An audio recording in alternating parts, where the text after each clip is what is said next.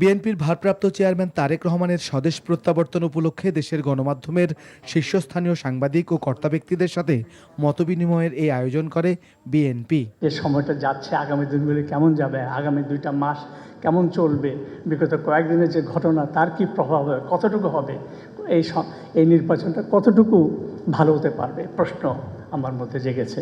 আমরা সবাই নিরাপদ থাকতে চাই, লিখতে চাই, আমাদের কথা বলতে দিন।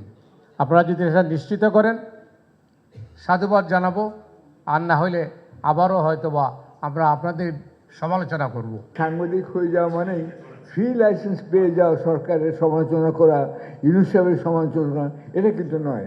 সরকারও ভুল করতে পারে, সাংবাদিকও ভুল করতে পারে। এই ভুলটা স্বীকার করার সৎসাহস থাকতে হবে। আমাদের এই 53 বছরের রাজনীতিতে বড় বড় অভিজ্ঞতা হলো যে কোনো সরকার কোনো দিন তারা ক্রিটিক্যাল জার্নালিজম অ্যাকসেপ্ট করে নাই। আমি আশা করব নতুন বাংলাদেশে এই ক্রিটিক্যাল আপনারা নেবেন। বিএনপি নেতারা বলেন তাদের দল গণমাধ্যমের স্বাধীনতায় বিশ্বাস করে এবং গণতন্ত্রকে শক্তিশালী করতে কাজ করবে।